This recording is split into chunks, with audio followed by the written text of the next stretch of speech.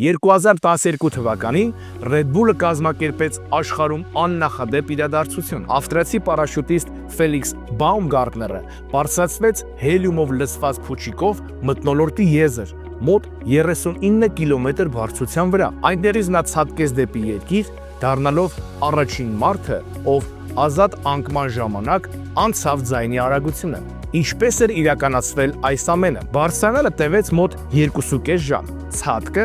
ընդամենը 4 րոպե 19 վայրկյան։ Արագությունը հասավ մոտ 1357 կմ/ժ։ Ամբողջ աշխարհը դիտում էր ուղիղ եթերով YouTube-ում եւ հեռուստատեսությամբ։ Իսկ հիմա խոսենք արդյունքների մասին։ Միայն YouTube-ի ուղիղ եթերը դիտեց ավելի քան 8 միլիոն մարդ։ Այդ ժամանակների համար դա ռեկորդ էր։ Մեդիայում միլիոնավոր հոդվածներ եւ լուսաբանումներ։ Red Bull-ը ոչ միայն վաճառեց էներգետիկ խմիչք, այլ դիրքավորվեց որպես սահմանները հաղթահարող եւ կյանքը նոր մակարդակի հասցնող բրենդ։ Ինչու էր սա մարքեթինգային գլուխգործոց։ Բովանդակությունը դարձավ իրադարձություն։ Red Bull-ը ոչ թե գովազդեց, այլ կազմակերպեց այնպիսի բան, որի մասին խոսում էր ամբողջ աշխարհը։ Արժեքների համընկնում։ Բրենդի ուղերձը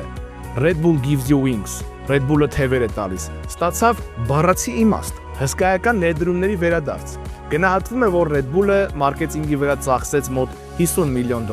բայց ձեռք բերեց միլիարդավոր դոլարների մեդիա արժեք։ Եվ վերջում կուզեմ մեջ բերել պարաշուտիստ Ֆելիքս Բաումգարտների տպավորիչ արտահայտությունը ցատկից հետո։ Երբեմն պետք է շատ վերև բարձրանալ, հասկանալու համար քո փոքրությունը։